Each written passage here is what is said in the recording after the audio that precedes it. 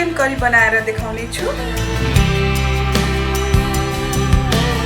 यसलाई चाहिने सामानहरू बेसार, मिट मसला, नुन, पिसेको धुलो खुर्सानी, अदुवा लसुनको पेस्ट र यो सनफ्लावर तेल, गोलभेडा, प्याज।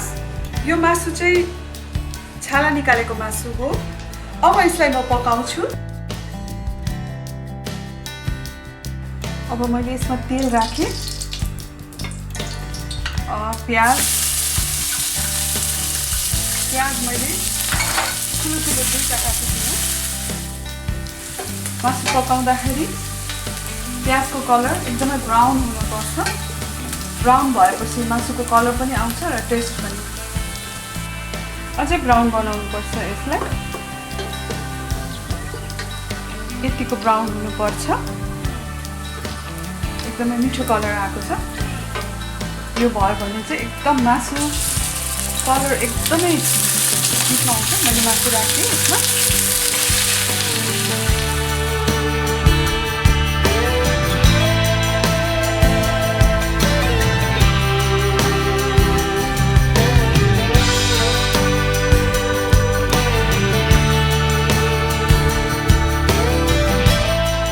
मासुको पानी हल्का निस्किन थालिसक्यो।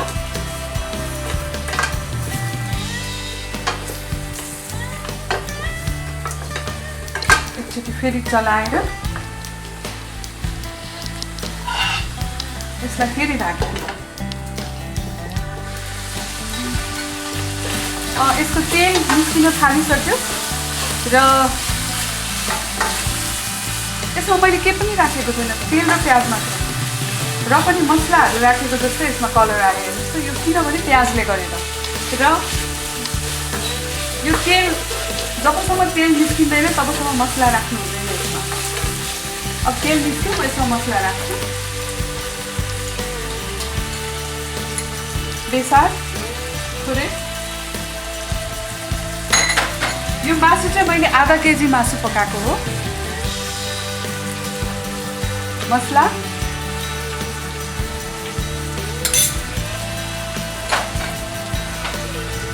नुन स्वाद अनुसार।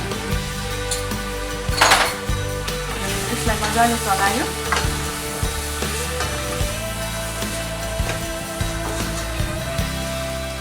मासुको कलर रातो अलिकति राम्रो भुटेको जस्तो भयो भने खानु पनि मन लाग्छ। हेर्दै मिठो।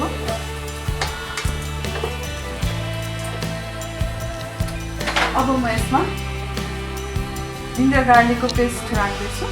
अदुवा लसुनको पेस्ट। अब म यसमा गोलभेडा राख्दैछु।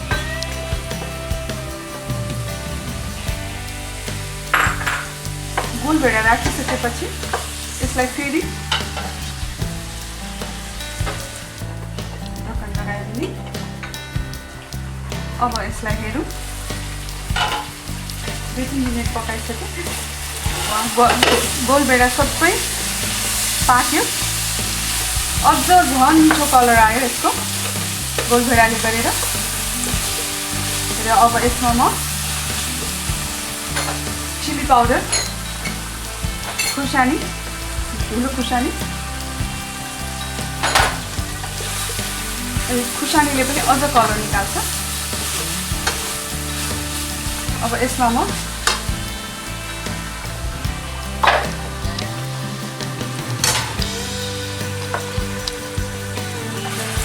पानी राखिदिन्छु ग्रेभीको लागि।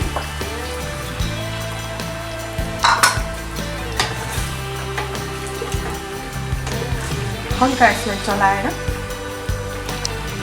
गोलभेडा मजाले पाक्नुपर्छ।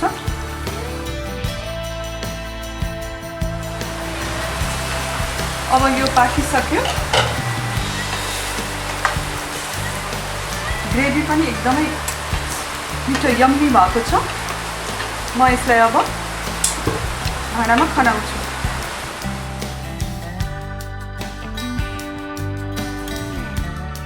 त्यसमाथि अब थोरै धनिया राखिदिन्छु म। चिकन करी रेडी भयो।